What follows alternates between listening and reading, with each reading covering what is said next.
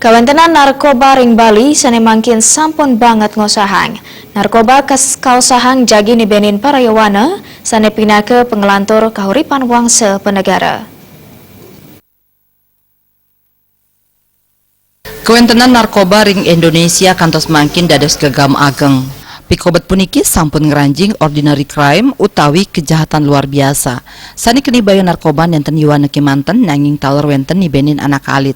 Yening kebangyang mejanten presiden ngaunang panegara puniki. Napi malih ring pungkuran puniki wenten silih tunggil angge sani sepatutnya ni nyayubin saha dados tetuladan kedi prakara narkoba. Parindikan puniki banget kaparisel selang.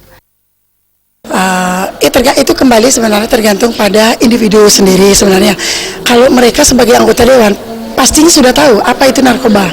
Itu sudah memang betul-betul dilarang oleh bangsa ya. Dan satu sisi narkoba itu adalah betul-betul merusak generasi. Nah, yang itu apalagi sekarang lagi tengah-tengah hangatnya berita tentang Dewan Perwakilan Rakyat yang sedang tertangkap atau terciduk masalah narkoba.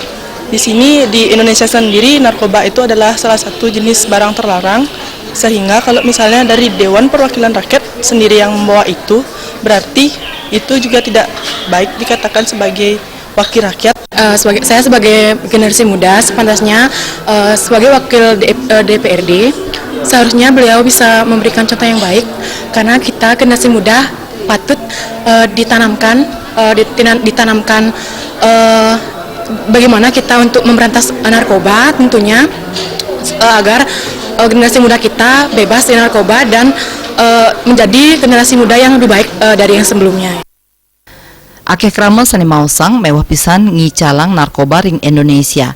Napi malih wiwilan ipun sangkaning ekonomi ngawinang krama kedaud dados pengedar narkoba. Andika Miwah Ratna, Bali TV.